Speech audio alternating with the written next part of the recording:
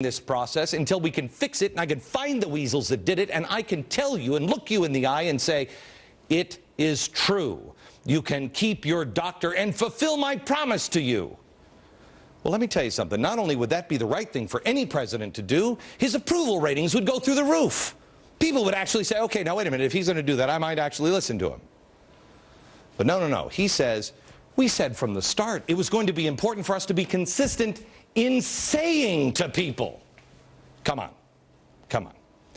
They knew they'd have to say that to get it passed. Wait until you see what we have tomorrow for you. This is not minor campaign misspeak, or is it? You have to decide. Was this deliberate? Is this appropriate, his response? I want to talk directly to anybody who might be watching me and you know, they're like, oh, that Glenn Beck guy, he just wants to slaughter people. If you voted for him or not, please, let's have an honest conversation here for just a second. I don't care if he's the president or not the president. I just want the truth. Without getting into your face, I just want to know, his post-State of the Union bump, his approval rating is up to 50. I don't understand that. Because if you bought into what he was saying about hope and change, has he done any of it? There are so many seemingly unfulfilled promises, and it's not because of the Republicans, it's his own party that won't pass them. Now, some would call them exaggerations, some might even call them downright lies. You decide. Did he keep his promise? First of all, these are big things, man. These are the things that people who voted for him, they wanted. Let's try, well, health care. No, didn't get health care done. Keep your doctor. He just said no. If that would have passed, you would have lost your doctor. Gitmo. Did he do that? Let's try. Watch. And we then provide the process whereby Guantanamo will be closed no later than 1 year from now. Still open. That turned into a debacle. Barack Obama wasn't going to conduct business the way George W. Bush did. He made that promise. Watch this. He's been saying, well, I can basically change what Congress passed by attaching a letter saying, I don't agree with this part or I don't agree with that part. I'm going to choose to interpret it this way or that way. That's not part of his power. But he's right. This is part of the whole theory of George Bush, that he can make laws as he's going along. He's right. I disagree with that. He's right. I've taught the Constitution for 10 years.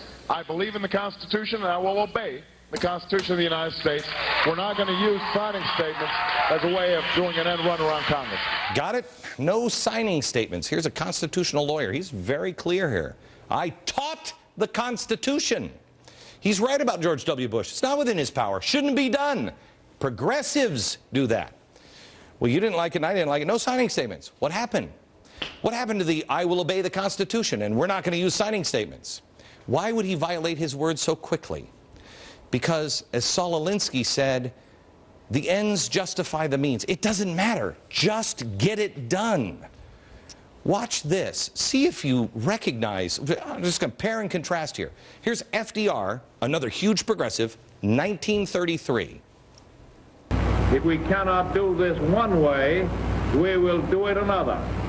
But do it, we will. Got it? Can't do it the one way? We'll do it another, but we're going to do it. Watch this from the State of the Union, just what was it, last week?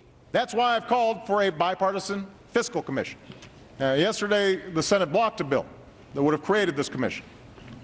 So I'll issue an executive order that will allow us to go forward, because I refuse to pass this problem on to another generation of Americans. But do it, we will. Finally, there's Pelosi on this case. The American people have made it clear we don't want health care.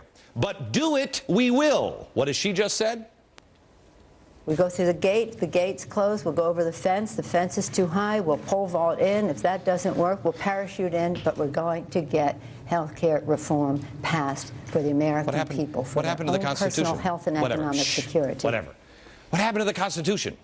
Obama's signing statements were so offensive to Democrats that 4 of them, David Obey, Barney Frank, Nita Lowey, and Gregory Meeks of New York, wrote a letter denouncing his, quote, Bush-like signing statements. Oh, and the Democrat-controlled House voted to oppose the signing statements. After opposing the Bush surveillance programs, he retained them. The Bush tribunal system for detainees, he preserved it. I don't even have these on the board. Not long ago, after violating his no lobbyists working in the White House pledge, this one killed me. No lobbyists working there. He brought, how many did we count the other day? 30? He had the audacity to bring up the lobbyist thing in the State of the Union. That's why we've excluded lobbyists from policy-making jobs or seats on federal boards and commissions. He's got 30 in his administration. Now, we just showed you some of these lobbyists the other day. I don't know if we have pictures of them. Yeah, this is me showing them. Okay?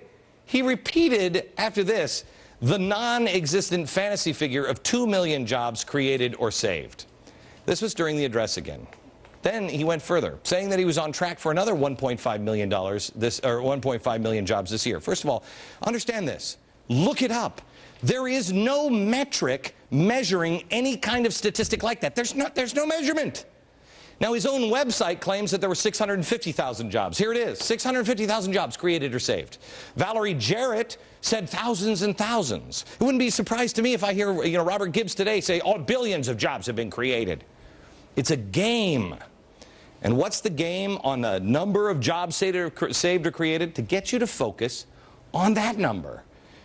Instead of, well, you know what? They're playing the same game all over. Watch this from the State of the Union. But the truth is, these steps won't make up for the 7 million jobs that we've lost over the last 2 years. The 7 million jobs lost in the last 2 years. What does that do? That gets you to forget the last 2 years. The last 1 year. During the Bush administration, their last year in office, 3 million jobs were lost. That leaves him with jobs lost this year, 4 million. See the game? That goes really to the openness and transparency, the game. I mean, how are we supposed to, wouldn't it be nice, how refreshing it would be to actually get a glimpse into how our government solves problems or writes bills? At least 8 times he said that C-SPAN would broadcast the proceedings of congressional negotiations with health care. None of them have occurred. None of it. It's been closed-door, backroom, bribing process from the beginning. You know it and I know it. When running for office, this man pledged that he would end, and I looked at this tape today, I couldn't believe he actually said this, but he did. He said that he would end the war in Iraq by last year. Watch this. So we have to begin a phased withdrawal, have our combat troops out by March 31st of next year. But I want to make sure that we get all our combat troops out as quickly as we can safely. Now, the estimates are maybe that's 2 brigades per month. At that pace, it would be sometime in 2009. I opposed this war in 2002. I will bring this war to an end in 2009. It is time to bring our troops home. I think it's 2010 and they're still there. When he announced the spending freeze at the State of the Union, there was an audible gasp, mocking from Congress. I've never seen anything like it. Watch this. Starting in 2011, we are prepared to freeze government spending for 3 years. Now, I know that some in my own party will argue that we can't address the deficit or freeze government spending when so many are still hurting. And I agree, which is why this freeze won't take effect until next year, when the economy is stronger. Okay. A spending freeze also happens to be something that he was against. He attacked McCain during the campaign. Everybody mocked it and ridiculed it.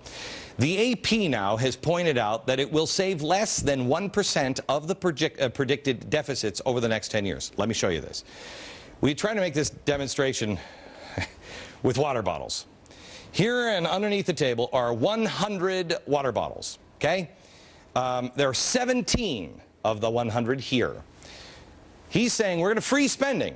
Well, to you and me, that means they're not going to spend anything. They're going to save all this. Okay. No. This water, spend it all.